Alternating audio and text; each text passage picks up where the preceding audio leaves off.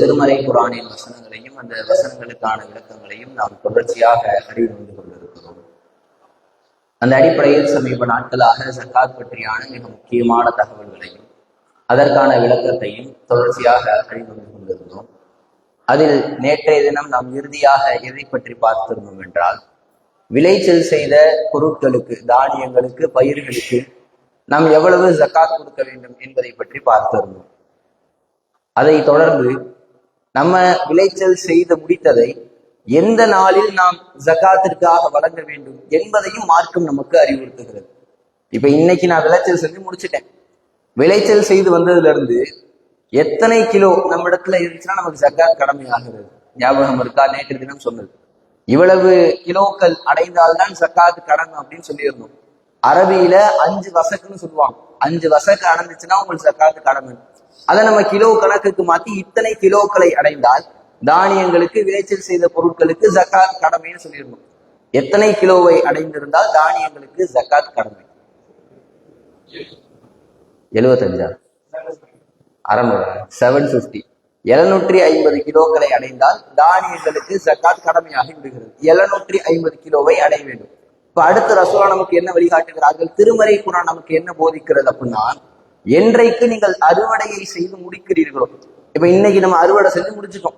இன்னைக்கு நம்ம வீட்டுல மூட்டையா நெல் எல்லாத்தையுமே எடுத்துட்டு வந்து அடைஞ்சாச்சு, இல்ல பேரித்த மரங்கள் எல்லாத்தையுமே அறுவடை செஞ்சிருக்கிறோம்னா, அறுவடை செய்த அதே நாளில் நாம் ஜகாத்திற்காக வழங்கிவிட வேண்டும் என்று இறைவன் நமக்கு திருமறை குர்ஆனிலே கட்டளையிடுகிறார். 6வது அத்தியாயத்தினுடைய 141வது வசனத்தில் அல்லாஹ் இந்த பயிர்கள், தானியங்கள் எல்லாம் பற்றி பேசிக்கிட்டே வரும் பொழுது அதனுடைய இறுதியில் சொல்லுவான், அதை நீங்கள் அறுவடை செய்த அதே நாளிலேயே நீங்கள் அதற்கான அந்த ஹக்கை நீங்கள் நிறைவேற்றி விட வேண்டும்.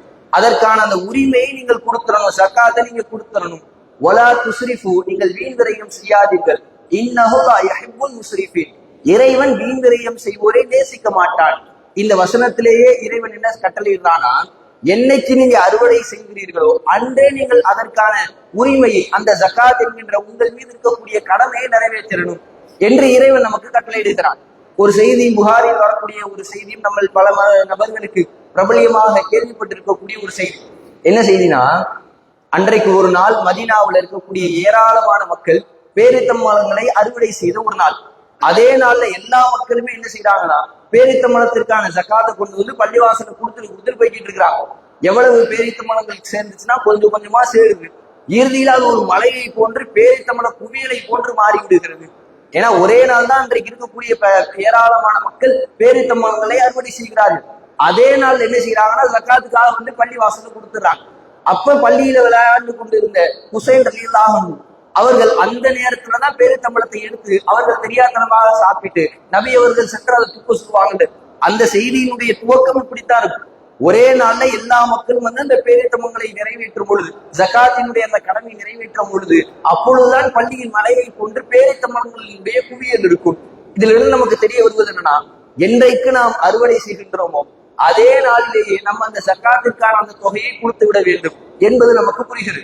இப்ப இதுவரைக்கும் என்னெல்லாம் பார்த்திருக்கிறோம்னா, தங்கத்திற்கான நிசாப் என்ன, எப்பொழுது நமக்கு ஜகாத் கடமையாகும், எவ்வளவு நாம் ஜகாத் கொடுக்க வேண்டும் அப்படிங்கிறத பார்த்திருக்கிறோம். 2.5%. அதே போன்று வெள்ளிக்கும் அதேதான், 2.5%. தானியங்களுக்கும் அதேதான். தானியங்களை பொறுத்த வரைக்கும் தானாக விளைந்ததாக இருந்தால் அதற்கு 10% கொடுக்க வேண்டும். நம்மளாக தண்ணீர் பாய்ச்சி சிரமப்பட்டு நம்ம அதை அறுவடை செய்யணும் அப்படின்னா அப்பொழுது 5% கொடுக்க வேண்டும். இப்பொழுது அடுத்தபடியாக நபிகள் நாயகம் ஸல்லல்லாஹு அலைஹி வஸல்லம் அவர்கள் ஒட்டகத்தை குறித்து சொல்லி காட்டுகிறார்கள். ஒட்டகம் உங்கள்கிட்ட இருக்கிறான், எப்போ உங்களுக்கு ஜகாத் கடமையாகும் அப்படின்னு சொல்லும் பொழுது, 5 ஒட்டகங்களுக்கு கீழே ஒரு 4 ஒட்டகம் ஒருத்தர் வச்சிருக்கிறார்னா அவருக்கு ஜகாத் கிடையாது. அவர் 4னா ஏதாவது கொடுக்கலாம், இல்லாட்டி அவருக்கு கடமை எல்லாம் ஆகாது. 4 ஒட்டகங்கள் வைத்திருப்பவர்களுக்கு ஜகாத் கடமை ஆகாது. 5 தொட்டுட்டாருன்னா அவருக்கு ஜகாத் கடமை. இதை ரசூலா அழகா ஒரு அட்டவணை போட்டு கூட இன்ஷா அல்லாஹ் நம்ம கொடுக்க முடிஞ்சா கொடுக்கலாம். எப்படி ரசூலா சொல்லி காட்டுவாங்கன்னா, ஒரு ஒட்டகத்துல இருந்து 24 ஒட்டகம் வரைக்கும் வைத்திருந்தால் ஒவ்வொரு 5க்கும் ஒரு ஆடு நீங்க கொடுக்கணும். 5 ஒட்டகம் தான் என்கிட்ட இருக்குன்னா 5 நான் தொட்டுட்டேன். 1 to 24 வரைக்கும் இருந்துச்சுன்னா ஒவ்வொரு 5ற்கும் ஒரு ஆட்டுக்குட்டியை நான் வந்துட்டு ஜக்காத்தாக வழங்க வேண்டும். இப்ப என்கிட்ட 10 இருக்குன்னா நான் 2 ஆடு கொடுக்கணும். 20 இருக்குன்னா 4 ஆடுகளை கொடுக்க வேண்டும். ஒவ்வொரு 5க்கும் நம்ம அதை கணக்கு பண்ணி கொடுக்குறோம். இப்ப அடுத்த ரசூலா சொல்றாங்க, உங்கள்கிட்ட 25 35 வரைக்கும் ஒட்டகங்கள் இருக்கு. ஒருத்தர் 25 35 ஒட்டகத்துக்குள்ள வச்சு அவர்களுடைய பண்ணையில வச்சிருக்கிறாரு அப்படின்னா ஒரு வயதுள்ள ஒரு பெண் ஒட்டகத்தை ஒரு ஜக்காத்தாக கொடுக்க வேண்டும். 36 45 வரைக்கும் இருந்தால் 2 வயது பெண் ஒட்டகத்தை ஜக்காத்தாக கொடுக்க வேண்டும். 46 60 வரைக்கும் 60 வரைக்கும் ஒட்டகங்கள் நிறைய வச்சிருக்கிறார் அப்படின்னா அவர் 3 வயது பெண் ஒட்டகத்தை கொடுக்க வேண்டும். 60 75 வரைக்கும் 61 75 வரைக்கும் வைத்திருந்தால் 4 வயது பெண் ஒட்டகத்தை ஜக்காத்தாக கொடுக்கணும். இப்ப இவர்கிட்ட 76 90 வரைக்கும் அவங்க இருக்கு அப்படின்னா 2 வயது பூர்த்தியாகி 3வது வயதில் நுழைந்த 2 பெண் ஒட்டகங்களை கொடுக்கணும். 75 90 வரைக்கும் ஏராளமான ஒட்டகங்கள் ஒருத்தருக்கு இருக்குன்னா அவர் என்ன செய்யணும்னா 2 பெண் ஒட்டகம் 2 வயது பூர்த்தியான 2 பெண் ஒட்டகங்களை கொடுக்கணும். அடுத்த ரசூலா சொல்றாங்க, 91 120 வரைக்கும் ஒருத்தர் 6 ஒட்டகங்களை வைத்து அவர்களுடைய பண்ணையில வச்சிருக்கிறார். 91 120 வரைக்கும் வச்சிருக்கிறார் அப்படின்னா அவர் 3 வயது உள்ள 2 பெண் ஒட்டகங்களை ஜக்காத்தா கொடுக்கணும். இதுக்கு அடுத்து ரசூலா சொல்றாங்க, 120க்கு அதிகமா வச்சிருக்கிறாரா ஒவ்வொரு 40ற்கும் ஒரு 2 வயது பெண் ஒட்டகம், இல்லையா ஒவ்வொரு 50க்கும் ஒரு 3 வயது பெண் ஒட்டகத்தை கணக்கு பண்ணி நீங்க வாங்கிக்கோங்க. இதுதான் நபி அவர்கள் ஒட்டகத்தை குறித்து நமக்கு சொன்னார்கள். இந்த அளவிற்கு உங்கள்கிட்ட அளவின்படி இவ்வளவு எண்ணிக்கையில உங்களுக்கு ஒட்டகம் இருந்தால் இத்தனை வயது நீங்க ஒட்டகத்தை நீங்க கொடுக்கணும் அப்படின்னு சொல்லி வழிகாண்பித்து விட்டார்கள். இதை தொடர்ந்து கூடுதலாக நபி அவர்கள் வழிகாண்பிச்சது என்னன்னா, இப்ப எனக்கு ஜக்காத் என்ன கடமைனா 3 வயதுள்ள பெண் ஒட்டகத்தை கொடுக்கறது எனக்கு கடமை. 3 வயதுள்ள பெண் ஒட்டகத்தை நான் கொடுக்கணும். ஆனா என்கிட்ட 3 வயது பெண் ஒட்டகம் என்னுடைய பண்ணையில இல்லை. 2 வயது பெண் ஒட்டகம் தான் என்னுடைய பண்ணையில இருக்கு. இப்ப நான் என்ன செய்யணும்னா 2 வயது பெண் ஒட்டகத்தை கொடுக்கணும். நான் 1 வயது கம்மியா கொடுத்துருக்கேன். அதனால என்ன செய்யணும்னா கூடுதலாக 2 ஆட்டையோ அல்லது 20 திரகங்களையோ வசூல் செய்ய வந்த நபர்கிட்ட கொடுக்கணும். அந்த 1 வயதுக்கு பகரமா என்ன செய்யலாம்னா 2 ஆடு, அப்படி இல்லாட்டி 20 திரகங்கள். திரகம் அப்படின்னா வெள்ளி காசுகள். இதை நான் கொடுத்தேன்னா என்னுடைய கடமை நிறைவேறும். இப்ப நான் 3 வயது பெண் ஒட்டகத்தை ஜக்காத்தா கொடுக்கணும். நான் பண்ணையில பாக்குறேன் 3 வயது பெண் ஒட்டகம் இல்ல, 4 வயது பெண் ஒட்டகம். 1 வயது கூட இருக்கக்கூடிய ஒரு ஒட்டகம் இருக்குது, அதை நான் கொடுத்துட்டேன்னா அந்த வசூலிக்கிறவர் என்ன செய்வார்னா அவர் 2 ஆட்டை கொடுத்துருவார். இல்ல 2 ஆட்டுக்கு பகரமா 20 திரகங்களை கொடுப்பார். 1 வயது அப்படிங்கிறது எதற்கு சமம் அப்படின்னா 2 ஆடுகளுக்கோ அல்லது 20 திரகங்களுக்கோ சமம். நம்மள்ட்ட என்ன இருக்குதோ அதை பார்த்து நம்ம கொடுத்துக்கலாம். 3 வயது பெண் ஒட்டகம் கடமையா இருக்கு, 3 வயது பெண் ஒட்டகம் இருந்தா அதையும் கொடுத்துறோம். கம்மியா கொடுத்தா 2 ஆட்டையும் 20 திரகங்களையும் நான் எக்ஸ்ட்ரா கொடுக்க போறேன். இல்ல கூட 1 வயது கொடுத்துட்டேன்னா அவர்கிட்ட இருந்து நான் வாங்க போகிறேன். இந்த ஒரு வழிமுறையும் பெற்று தந்திருக்கிறார்கள். இன்னொரு கூடுதலான விவரம் என்னன்னா, இப்ப 25 35 வரைக்கும் ஒருத்தட்ட ஒட்டகங்கள் இருக்கு. இவர் என்ன செய்யணும் அப்படின்னா 1 வயது பெண் ஒட்டகத்தை ஜக்காத்தா கொடுக்கணும். இவர்கிட்ட இப்போ ஒரு 32 ஒட்டகம் இருக்குன்னு வச்சுக்கோ, ஒரு 30 ஒட்டகம் இருக்கு.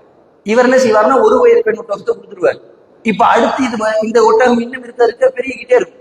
அடுத்து 35 ஒட்டகங்களை இவர் கழிச்சுட்டு மீதம் இருக்கக்கூடிய ஒட்டகங்கள் எவ்வளவுன்னு கணக்கு பண்ணி அதற்குத்தான் இவர் ஜக்காத்து கொடுக்கணும். போன வருஷம் நான் எவ்வளவுக்கு கொடுத்தனோ அதை அடுத்த வருஷம் நான் கணக்கு பண்ண கூடாது என்பதை மார்க்கம் நமக்கு வலியுறுத்துது. ஏன்னா எல்லாத்தையும் சேர்த்து கணக்கு பண்ணிட்டு இருக்க கூடாது. 35 வரைக்கும் இருக்கக்கூடிய ஜக்காத்தை நான் நிறைவேற்றிட்டேன்னா அந்த 35 ஒட்டகங்களை கழிச்சுட்டு மீதி எவ்வளவு ஒட்டகங்கள் இருக்கிறதோ அதற்குத்தான் நான் அடுத்த வருடம் ஜக்காத்து கொடுக்க வேண்டும் என்பதையும் மார்க்கம் நமக்கு வலியுறுத்துகிறது. இதுதான் ஒட்டகத்தை குறித்து மார்க்கம் நமக்கு ஜக்காத்தாக கொடுப்பதற்கு சொன்ன ஒரு வழிமுறை. இங்க நம்ம யாரும் ஒட்டகம் வளர்க்கிறது கிடையாது, நம்ம யாரும் ஒட்டகத்துக்கு கொடுக்கறது கிடையாது. இருந்தாலும் ஒரு மேலதிக தகவலுக்காக, ஒரு புரிதலுக்காக எல்லாவற்றையும் வைத்து புரிந்து பார்க்கும் பொழுது அடுத்தடுத்து நாம் பார்க்கக்கூடிய ஒரு சில தகவல்கள் இன்னும் எளிதாக நமக்கு புரியும். அதற்காக வேண்டிய ஒட்டகத்தை பற்றியும் இன்ஷா அல்லாஹ் இனி வரக்கூடிய நாட்கள்ல மாட்டிற்கும் ஆட்டிற்கும் அதற்கடுத்து இறுதியாக நபியவர்கள் புதையலுக்கும் சொன்ன அந்த அளவுகோல் என்ன என்பதை இன்ஷா அல்லாஹ் அடுத்தடுத்த தினங்களில் அறிந்து கொள்வோம். வாஹிர் தக்வான் அல்ஹம்துலில்லாஹி ரப்பில் ஆலமீன். அஸ்ஸலாமு அலைக்கும் வரஹ்மத்துல்லாஹி வபரகாத்துஹு.